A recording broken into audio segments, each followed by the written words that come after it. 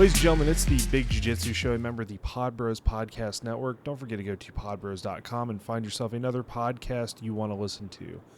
And don't forget to check out our sponsors, Trap and Roll Soap Company, Tape Armor, Angry Joe Coffee, and PR Performance, and find all of our current episodes as well as some of our cool shirts and patches on bjjshow.com. I'm Rob, and today I got John Perry with me. He's a guy who currently out in Arizona, and let's talk to him. Let's see how he's doing and find out all about him. So, John, thanks for coming on the show today. Thanks for having me. Anytime, man. So, before we get started, how about you give our listeners a little bit of background on you and what you do and how your jiu-jitsu journey has come so far?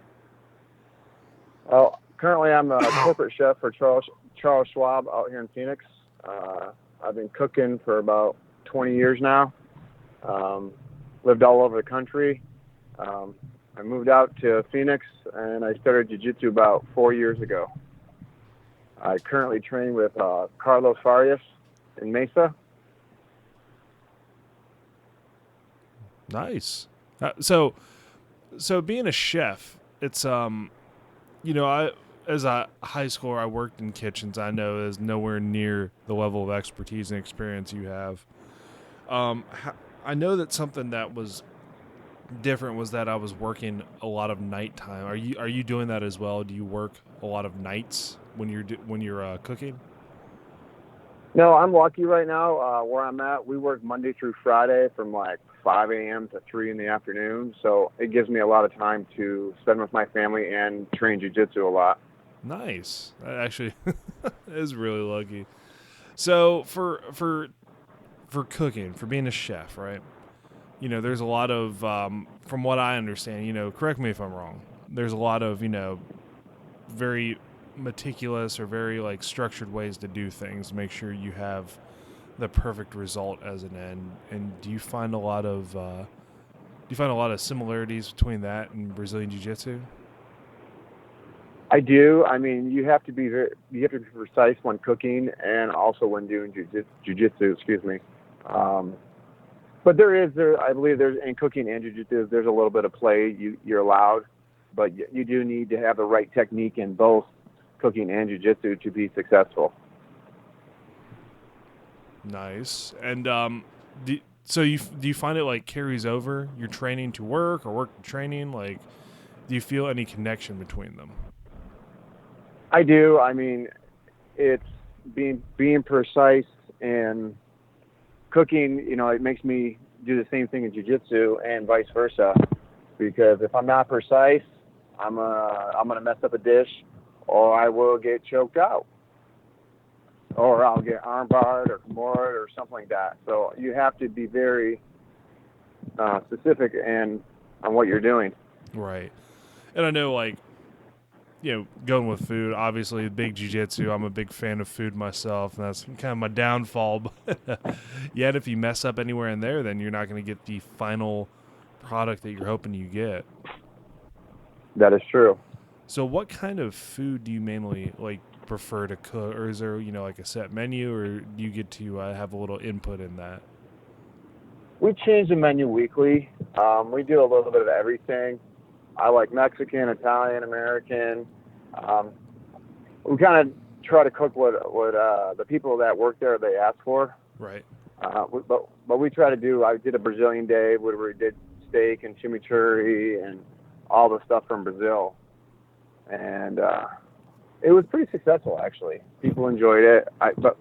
Well, that's cool. I mean, like, get to pick what you want to do because, a lot of people, doing like, say, hey, I'm going to go to this restaurant because I want Mexican, or I'm going to go to this restaurant because I want this. So you have like a lot of input from your customers. I think that's really cool. That's something different and cool to hear about, a place you can eat. So is this a restaurant that's open for everybody, or is it like more of a private establishment?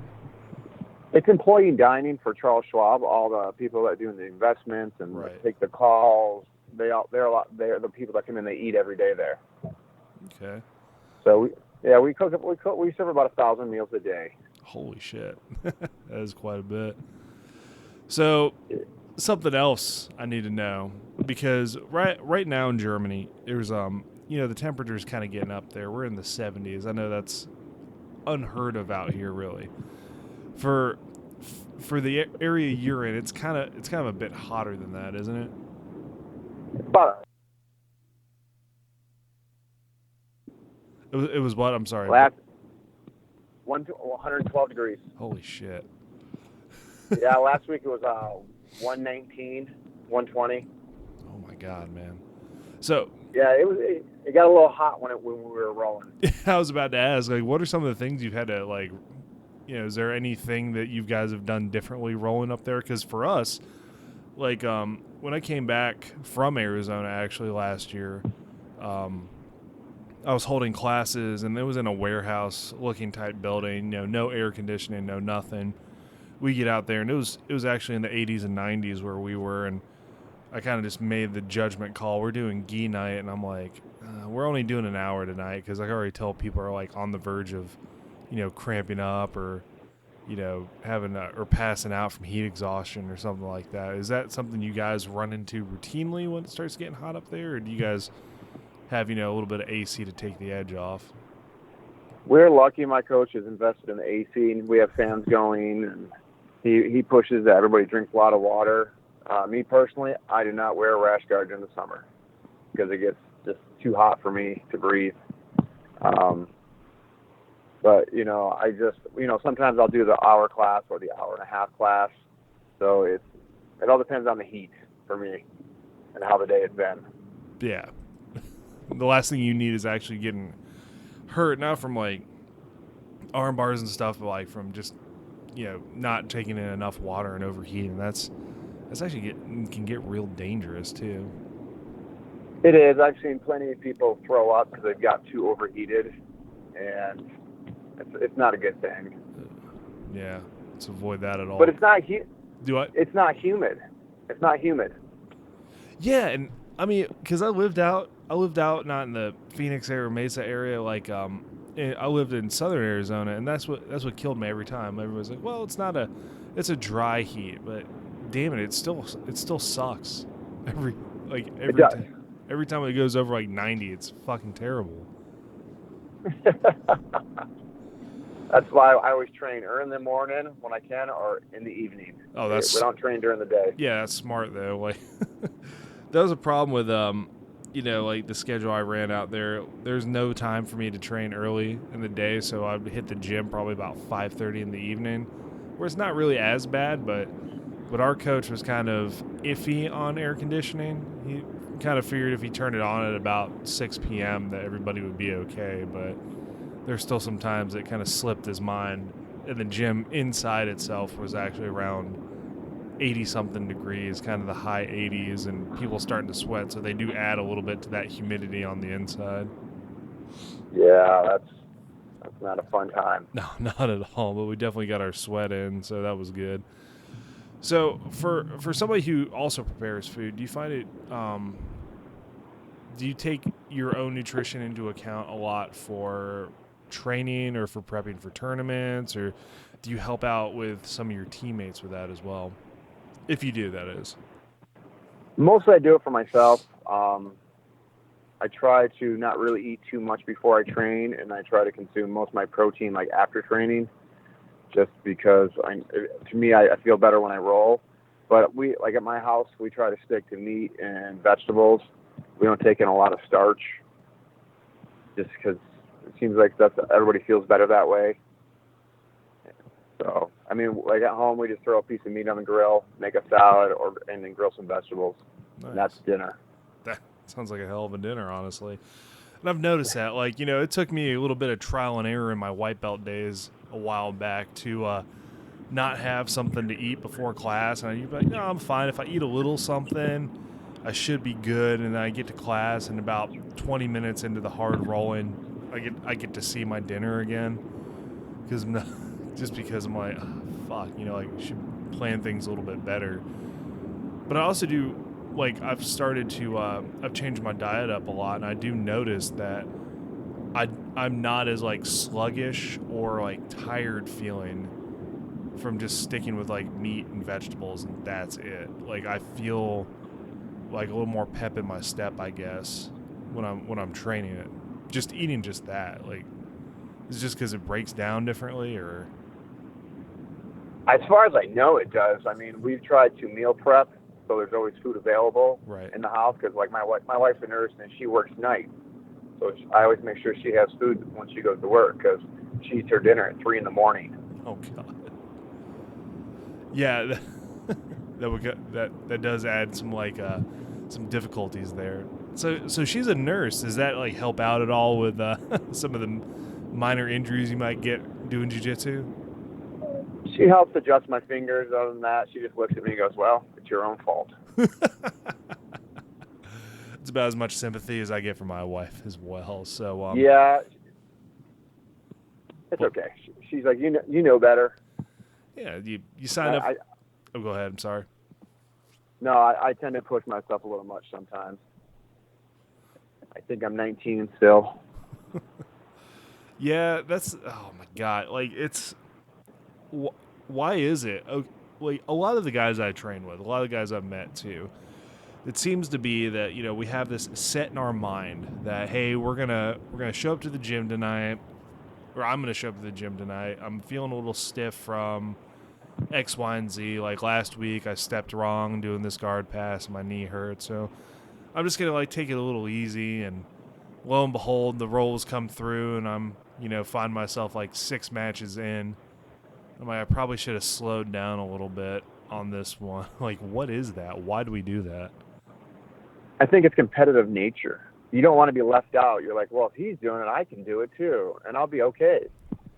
Yeah, true. And it's just, I think it's the more you roll, the more you evolve, the more you just want to keep rolling and getting better. And if you sit out a roll, you feel like you're going to be missing something. So does anybody in your family train besides you? Not anymore. My youngest started to train, and then she realized she liked doing plays more than jiu-jitsu. So it's just me now. I'm sure that does make laundry day a little bit easier too if you guys do a lot of gi work. It does. I'm lucky. I wash my own gis because after we had a bad experience of a non-origin gi that got shrunk. Ooh, God. Went from an A4 to an A2. Oh, holy shit. That's a hell of a jump. Yeah, they threw it in the hot hydro. Hot water and a dryer. Those are like the death of any gi. And then what was it? It was. Oh my God. I'm sorry to hear that. Yeah, because I've had my wife, she's very helpful when it comes to my gis and stuff, and she understands to hang them up now. But in the beginning, we had like, oh my God, what do you put in? What's in the dryer? It's like, oh, I started washing some of your gis, and immediately just ran and yanked them out. Thankfully, like nothing happened to them, but yeah. So I'm sorry. I feel your pain. I do have one gi that I've had forever, and I think just because of that, it's now like an A2 as well, like maybe an A2H, I guess, because but it's finally to the point where like, if I put it on, it looks like an old school karate gi where like the sleeves go halfway up my forearm, and the pants are like halfway up my shin. So that's a loner gi for the gym right now. Oh, I definitely say so. So do you compete at all? I have. I haven't last year. I plan on competing the end of next month here locally. Okay. So I'm real big. I get really bad competition anxiety, so it's something I've been trying to overcome. So slowly I've been working on that little by little. So, and I've decided to put myself out there the end of July, just because I just want to test myself to see where I'm at. It's been 4 years now training, so I figured as a blue belt, I need to compete again in the gi where I'm at. Nice. It's mostly just for my, it's not about winning or losing. It's just testing my skill set. Yeah, and seeing where you're at. I think that's really admirable. And I mean, we've talked a lot about it on this show. Like, there's not necessarily a need for people to to compete to like improve their jiu-jitsu journey, but I think it's something that is cool so that people can understand where they're at, like what, where their feelings are, because now you're taking what you've trained with for so long and trying to apply it to somebody else who doesn't want you to choke them unconscious or armbar them. Like, it's not drilling, obviously, and it's you're seeing if your jiu-jitsu works against another trained person, because I feel a lot of people, their jiu-jitsu should work against an untrained person, but doing that, adds a whole new layer of difficulty, and I think kind of figuring out your own game as well. I definitely agree with you on that. I mean, if you drill the same people and roll the same people every day, you know each other's games. So if you go to compete, you're going into it, like I say, blind. Yeah. You don't know what this guy's game is. You don't know if he's going inverted or if he's a low passer or a half guard guy. So I think it's kind of fun to test yourself. No, it is too. And then, like, for some reason, I always laugh about, like you're talking about, you go in there and the person can be an inverted player or whatever, and it's always that aha moment, like right in the beginning. You slap hands, and move around. You're like, I wonder what this guy's gonna do, and then they do something. And it's either, oh, I know how to handle this, or oh shit, I'm in trouble. Like, I need to. Yeah. I don't know why that's like. It's always the funniest moment to me in any like competition, is just figuring out exactly like which direction the match is gonna go. I mean, you can always come back, but that initial like, oh shit, he knows what he's doing, inverted, or oh my god, I fucked up doing this move. Yeah, I've been there, and it's you're living doing this, and it's not the end of the world. Exactly. Yeah, it's something we get to do. We have the privilege of doing as well.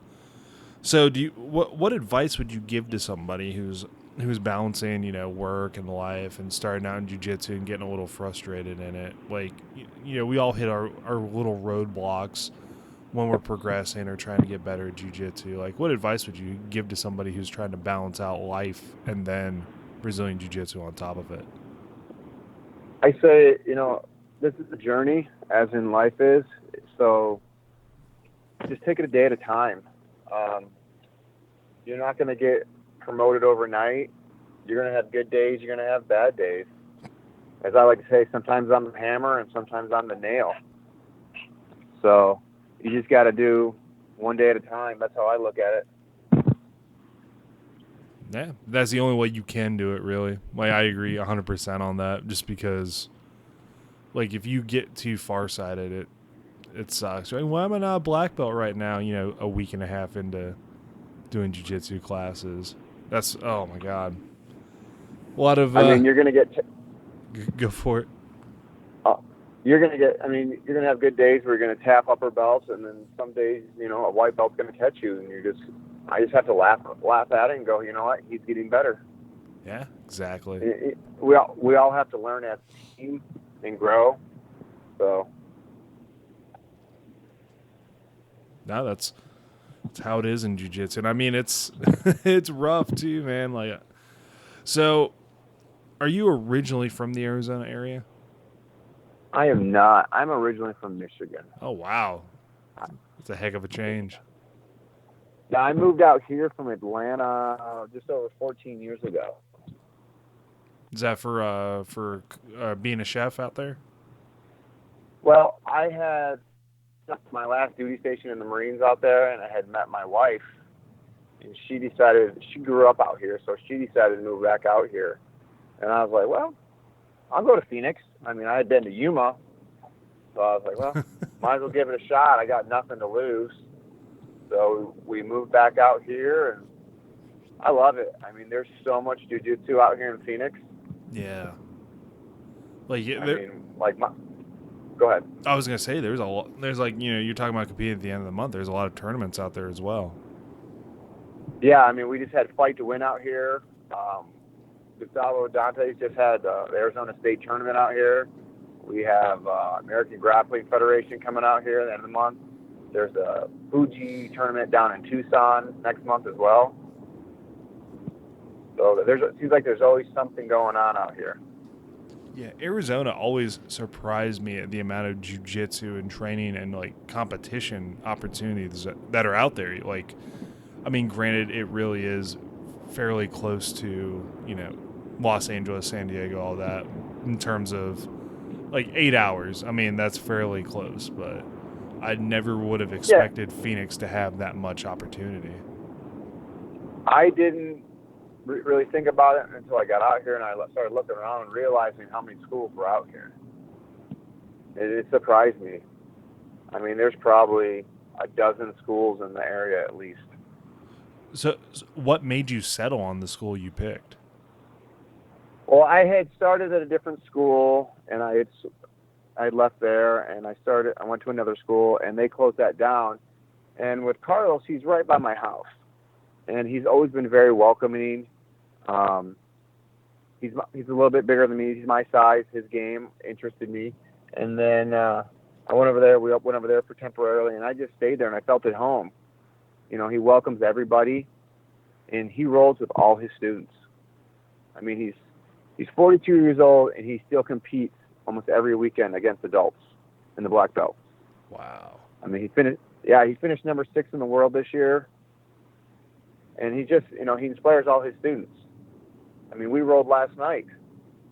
Yes, he tapped me numerous times, but I learned a lot, and he's just overall a great guy. Yeah, I was going to say, there's something to be said about a person who runs a school, black belt, and rolls with all their students as well. Like, that's usually like one of the big signs I start looking for with jiu-jitsu schools, is if their instructor eagerly jumps in there and starts rolling with students.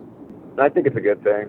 I mean, it shows that you care about your students. Yeah, absolutely. And I mean, it's for us, like, our journey is still like ongoing to black belt. And that's the thing. Black belt's not the end. A lot of these black belts obviously show that, is that if you get a black belt, guess what? You still have a lot of jiu-jitsu to learn, even though they beat the shit out of me regularly. But it's it's a continuing journey, and that's like, I think that's pretty admirable that they'll get out there. I've seen videos of guys drilling with blue belts and other junior ranks just so that they're out there with their students. Yeah, I think it's really great that they do that.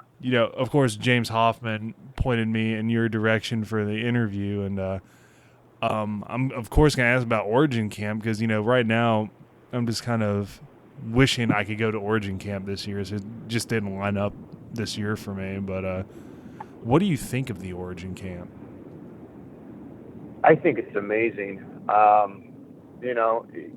You do the 5 or I think it's 4 or 8-day camp. Either one, you're going to get a great amount of jiu-jitsu up there, a lot of one-on-one with black belts, and you just meet a lot of great people. I mean, I've met, James up there, Tommy Gilligan, Steven Tyrrell, Big Raj. I mean, I've probably met a dozen people I talk to regularly from up there, and I'm not able to go this year, but I've been the last, I think, 3 years, and it's just, I look forward to it every year. I'm already planning on trying to go next year. Yeah, I'm looking at myself too. James keeps like harassing me, and I feel bad about it too, because my whole plan of I was like, don't worry, I'm just gonna like show up and drop a leave, on my commander's lap and be like, hey, I'm gonna go do camp this year, and that quickly got erased for an exercise we're doing. So he said, yeah, that's not happening. I'm sorry. Yeah, mine's work related too. So I'm like, ah. Yeah, that's the thing I keep saying. Like, this Army thing's always fucking with my jiu-jitsu time. This whole work thing messes with everybody's jiu-jitsu. I mean, I think if you're able to go, if anyone's ever able to go to that camp, it's the way you look at jiu-jitsu. Definitely. I mean, you'll be making friendships that will last forever. And I mean, like, from what I can tell, basically with talking with James and John Milan and like a lot of the people who have gone, including yourself, like it just every time I talk about it, I'm like, damn it, man, I need to go. So next year I'm putting it on the air because that means people are going to hold me to it. Next year I will be at the Origin Camp. So I will see you there next year then. Oh, perfect. Makes it even better. So then get some, and I mean, I kind of want to do the lobster bake and see how many lobsters I can eat. I mean, that's like the ultimate and, gluttony and like the highest form too. Like, how many lobsters could you possibly eat? Then if you do the 10-day camp, you get to do it. You get to do it twice. Holy shit. I think I might get the gout if I do it twice. But, so, John, before we head out, is there anybody you'd like to thank, talk to, give a shout out to? Like, the floor is yours. You just talk about whoever you want to at this moment. I'd really like to thank my wife for putting up with me and this jiu-jitsu addiction I have for the past 4 years. God bless that woman. My 2 daughters, for washing my geese. My coach, Carlos Farias. My buddy Chris Ruiz, who runs the BJJ Gi Bannock. All the team members from Carlos Farias, the 4 horsemen, Steven, Tommy, Big Raj, and Samurai Jack. I want to thank you for having me on the show. Great doing this. I feel honored to be on here. A little nervous, ain't gonna lie, but yeah, it was a good time. Nah, you did a good job, man. It was a good time having you on and hearing about being a professional chef, and then jiu-jitsu, and then now another guy from Arizona. So at least have somebody else I can talk about heat problems with doing jiu-jitsu and just being angry at weather in December. Yeah, definitely. Yeah, something to be said about hanging out on a Thanksgiving day outside. Well, that's November, obviously, but I grilled turkey outside, and I'm in shorts and a t-shirt and flip-flops, but life is not bad, really. Yeah, I can think of worse things to complain about. So, John, once again, thank you so much for coming on the show, and appreciate you sharing all your insights with us. Thank you very much for having me. Anytime. So, ladies and gentlemen, this has been another episode of the Big Jiu-Jitsu Show. Member of the Pod Bros Podcast Network. Don't forget to go to podbros.com and find yourself another podcast you want to listen to. And check out our sponsors, Trap and Roll Soap Company, Tape Armor, PR Performance, and Angry Joe Coffee. And find all of our current episodes on bjjshow.com. You can pick up a shirt and a patch there, too, if you're so inclined. I'm Rob, and I'll catch you guys next time.